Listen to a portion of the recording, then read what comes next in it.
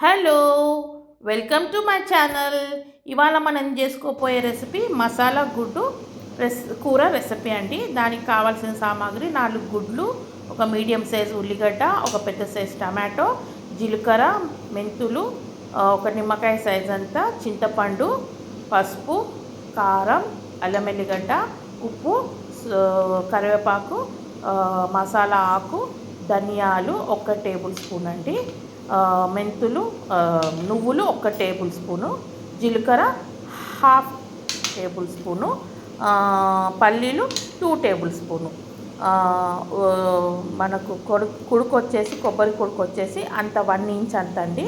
మీరు అదే desiccated coconut వేసుకుంటే పొడి వేసుకుంటే అది కూడా 1 టేబుల్ స్పూన్. ఇప్పుడు 4 గుడ్లలో కొద్దిగా సాల్ట్ వేసి ఉడకడానికి పెట్టేసేయండి ఫస్ట్ ప్రాసెస్. తర్వాత అది ఉడికేలోపు మనం ఒక గిన్నెలోకి మనము పల్లీలు మంచిగా వేయించుకోవాలండి. అన్నీ మనం తీసి పెట్టుకున్న ఈ మసాలా దినుసులు ఏవైతే ఉన్నాయో ఇవి వేయించుకోవాలి. పల్లీలు, నువ్వులు, ధనియాలు, జీలకర్ర ఇవి వేసి మనం మంచిగా వీటిని మీడియం ఫ్లేమ్లో వాటిని మంచిగా వేపుకోవాలి అండి. ఎందుకంటే అందులో మనకు ఆయిల్స్ ఉంటాయి. ఆయిల్స్ అనేది మంచిగా మనకు మనం రోస్ట్ చేసినప్పుడు ఏమవుతుందంటే దాంట్లో ఉన్న ఆయిల్ అంతా బయటకు వచ్చి వచ్చేదాన్ని అరోమా అనేది భలే వస్తుందండి. అది గ్రైండ్ చేసినప్పుడు అంతా మన మసాలాలోకి ఈ అంతా అరోమా వచ్చేసి మన గ్రేవీ అనేది మంచిగా మసాలా మంచిగా మనకు తెలుస్తాయి. ఏమేమి ధనియాల టేస్టు, జీలకర్ర టేస్టు అట్లా. ఇంకోటి నువ్వులేమో మంచిగా క్రీమీగా, పల్లీలు క్రీమీగా, కొబ్బరి ఏమో కొద్దిగా గ్రేవీని ఎక్కువ చేసి అట్లా ఇవి మంచిగా రోస్ట్ చేసుకొని ఒక ప్లేట్లోకి తీసి పక్కకు పెట్టుకోండి. తర్వాత అందులోకే 1 టీ స్పూన్ అంతా ఆయిల్ మళ్ళీ వేసి అందులోకి మీరు ఈ కట్ చేసి పెట్టుకున్న ఉల్లిగడ్డ వేసుకోండి. కట్ చేసి పెట్టుకొని ఉల్లిగడ్డ వేసుకొని దాన్ని కూడా కొద్దిగా మరీ ఎర్రగా కాకుండా కొద్దిగా మంచిగా లైట్ బ్రౌన్ కలర్ వచ్చే వరకు దాన్ని ఫ్రై చేసుకొని ఇది కూడా మనం ఒక పక్కకు ప్లేట్లో తీసి పెట్టుకోవాలండి. వేడిగా ఎప్పుడు గ్రైండ్ చేయకూడదు. ఎప్పుడన్నా మనకు టైం బాగలే కదా మూత ఊడొచ్చింది అనుకోండి, మొత్తం కిచెన్ పాడవుతుంది. అది చిట్టి మన ముఖం మీద కూడా పడవచ్చు. కాబట్టి దాన్ని ఎప్పుడైనా కొద్దిగా చల్లారిన తర్వాతే గ్రైండ్ చేసుకోవడం మంచిదండి. ఎందుకంటే నాకు ఎక్స్పీరియన్స్ ఇంతకుముందు ఒకసారి అయ్యింది కాబట్టి మీకు చెప్తున్నా. ఇప్పుడు మీరు అవి చల్లారేలోపు మనము ఉడకబెట్టి పెట్టుకున్న ఎగ్స్ మనం పొట్టు తీసి పెట్టుకుందామండి.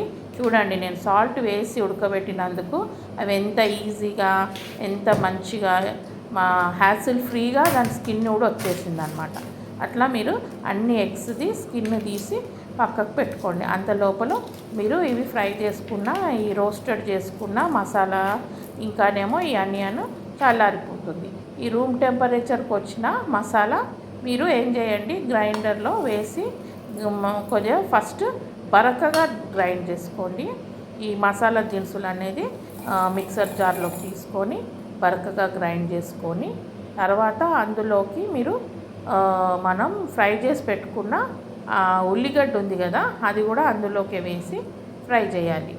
అందులోకి వేసి కొద్దిగా ఫ్రై చేసిన తర్వాత మీరు చింతపండు ఉంది కదండి, ఒక నిమ్మకాయ సైజ్ అంతా తీసి పెట్టుకున్నాం, అది నానబెట్టి పెట్టుకోండి. అది కూడా అందులో కొన్ని ఏదైతే నానబెట్టామో అదే వాటర్తో వేసి మీరు మంచిగా దాన్ని స్మూత్ పేస్ట్ లాగా గ్రైండ్ చేసుకోండి. ఒకసారి స్పూన్తో కలిపి చూసుకోండి.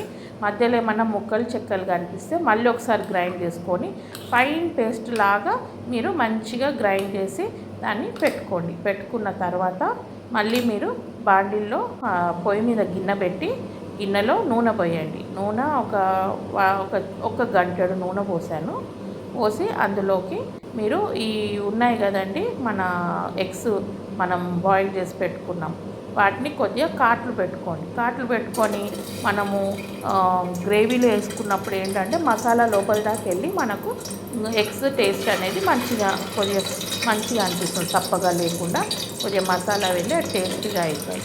ఇంకోటండి, నేను ఎప్పుడైనా ఎగ్స్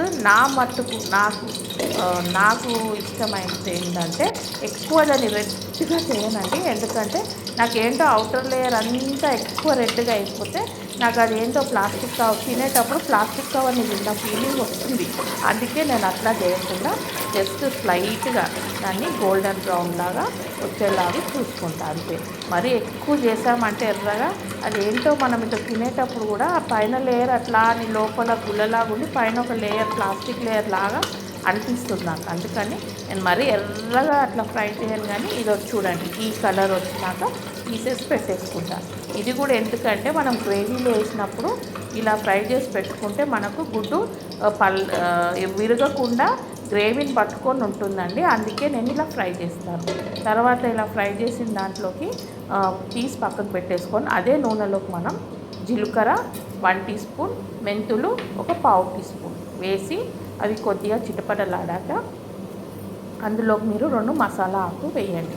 మసాలా ఆకు వేసాక మీరు ఇందులోకి కొద్దిగా కరివేపాకు వేసుకోండి. కరివేపాకు వేసి కరివేపాకు చిటపటలాడాక మీరు కొద్దిగా మనం అల్లం వెల్లిగడ్డ తీసి పెట్టుకున్నాం కదండి, ఒక టేబుల్ స్పూను అల్లం వెల్లిగడ్డ వేసి అది కొద్దిగా మసాలా స్మెల్ వెళ్ళిపోయేదాకా దాన్ని కొద్దిగా వేసి అందులోకే మళ్ళీ మీరు కొద్దిగా పసుపు వేయండి.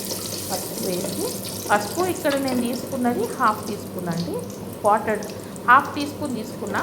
కానీ కొద్దిగా పసుపు స్టార్టింగ్లోనే ఎగ్ ఫ్రై చేసేటప్పుడు వేసా, తర్వాత ఇప్పుడు 1/2 టీ స్పూన్ వేసా. తర్వాత కారం అండి, కారం అనేది 1 టేబుల్ స్పూన్ తీసుకున్నా. ఎందుకంటే ఇది మసాలా కాబట్టి ఇందులో చింతపండు పులుసుంది కాబట్టి కొద్దిగా కారం కొద్దిగా ఎక్కువే పడుతుంది కాబట్టి 1 టేబుల్ స్పూన్ తీసుకున్నాక అందులోకి ఇమీడియట్గా మీరు ఈ మసాలా నూరి పెట్టుకున్నది వేసేసుకోండి. లేకపోతే మీకు కారం అనేది మాడిపోయి మీ గ్రేవీ అనేది కలరు అంత మంచిగా చూడడానికి బాగుండదండి. కాబట్టి మీరు కారం వేయంగానే ఈ మసాలా వేసి కొద్దిగా మీరు తిప్పేసుకొని కొద్దిగా లైట్గా ఫ్రై అయ్యాక ఈ మనము ఒక టమాటో పెట్టుకున్నాం కదా, ఆ టమాటోలో ఒక 8 అన్నా 6 అన్నా పీసెస్ లాగా అట్లా పెద్ద పెద్ద ముక్కలు చేసుకొని అది వేసుకోండి. వేసుకున్నాక అది కొద్దిగా మూత పెట్టేసి వాటిని మగ్గనివ్వండి.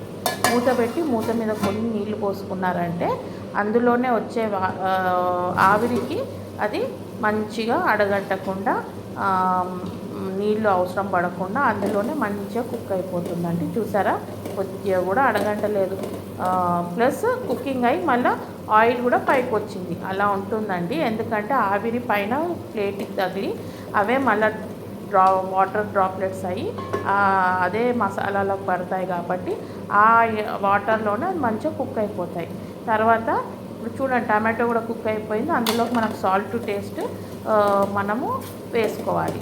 సాల్ట్ అనేది మనము చింతపండు పులుపు ఉంది కాబట్టి అండి చూసి వేసుకోండి. మీరు ఎక్కువ వేసుకున్నారనుకోండి ఆ పులుపులో ఉప్ప మనకు తెలియదు, ఉప్పిసమైందా లేకపోతే పులుపు ఎక్కువైందా. అందుకే మీరు చూసి వేసుకోండి. చూసి వేసుకొని మళ్ళీ మీకు టేస్ట్కి తగ్గింది అనుకుంటే మళ్ళీ కొద్దిగా వేసుకోవచ్చు. నేను చూడండి 1 టీ స్పూన్ వేసా, తర్వాత మళ్ళీ ఒక 1/4 టీ స్పూన్ అంతా వేసా, ఒక 2-3 చిటికలు అంతా వేసి మనం మిక్సీలో గ్రైండ్ చేసుకున్నాం కదండి, ఆ మిక్సీలో గ్రైండ్ చేసుకున్న దాంట్లోనే కొన్ని వాటర్ పోసి మంచిగా దాన్ని అంతా క్లీన్ చేసి ఇందులోకి వేసేసుకున్నాక చూడండి గ్రేవీ అలా వచ్చింది. గ్రేవీ అది కన్సిస్టెన్సీ అనేది మీరు డిసైడ్ చేయండి. థిక్గా తినగలుగుతారా లేకపోతే కొద్దిగా గ్రేవీ లాగా కొద్దిగా లూజ్ ఉండాలా, అది మీరు డిసైడ్ చేసుకోండి. అన్నంతో అయితే లూజ్ ఉన్నా పర్వాలేదు, చపాతీతో తినే వాళ్ళకు కొద్దిగా థిక్ ఉంటేనే బాగుంటుందండి. ఎందుకంటే ఆ చపాతీలో తినేటప్పుడు గ్రేవీ అనేది చపాతీతో తీసుకొని తింటే కింద పడకుండా చపాతీ సాగి కాకుండా బాగుంటుంది. అన్నంలోకి అయితే కలుపుకొని తిన్నా ఎట్లా ఉన్నా థిక్గా ఉన్నా కొంచెం లూజ్గా ఉన్నా పర్వాలేదు. గ్రేవీ మంచిగా ఫ్రై అయ్యాక చూడండి కొంచెం నూనె అనేది పైకి తేలింది. తర్వాత మంచి కుక్ అయ్యాక ఏమవుతుందంటే నూనెను వదిలేసిందంటే మీ కుకింగ్ ఇంకా అయినట్టే, అంటే అన్నీ మంచిగా కుక్ అయిపోయినట్టే. మసాలాలు, టమాటో, అందులో వేసిన ఉల్లిగడ్డ అన్నీ. అయితే ఈ స్టేజ్లో మనం కొద్దిగా ఆయిల్ పైకి వచ్చాక మనం ఉడికించి పెట్టుకున్న గుడ్లు మనం ఇందులోకి వేసేసుకొని వాటిని మంచిగా మనం కొద్దిగా కలుపుకోవాలండి. వాటిని కొద్దిగా గ్రేవీ పైన వేసి అన్ని సైడ్లలో దానికి గ్రేవీ కోట్ అయ్యేలాగా చూసుకొని మళ్ళీ కొద్దిసేపు మూత పెట్టి మనం సిమ్ములో ఒక 5 మినిట్స్ అట్లా వదిలేసామంటే మీకు మన మసాలా గుడ్డు కూర రెడీ అయిపోతుందండి. చూడండి ఇప్పుడు ఎంత బాగుందో మీ మసాలా గుడ్డు కూర. భలేగా ఉందండి. ఆయిల్ బయటకు వచ్చి తింటే కూడా అంతే టేస్టీగా ఉంటుందండి. మీరు తప్పకుండా ట్రై చేయండి. ఎందుకంటే ఇది మనకు ఎప్పుడన్నా సడన్గా ఇంటికి ఎవరైనా గెస్టులు వచ్చారు, ఇంట్లో ఏం లేదు, గుడ్లు ఉన్నాయనుకోండి, ఇట్లా చేసి పెట్టండి. మీకు ఈ గుడ్డు కూర ఒక చారు, ఒక పచ్చడి, ఒక పొడి ఉంటే చాలు. మీకు టైమ్స్ మనకు ఒక్కొక్కసారి ఇది మనకు సేవియర్ అండి. సేవ్ చేసేస్తుంది సడన్గా ఎవరైనా గెస్ట్ వచ్చినప్పుడు. కాబట్టి తిని టేస్ట్ చేసి చెప్పండి. Thank you. Like, share and subscribe.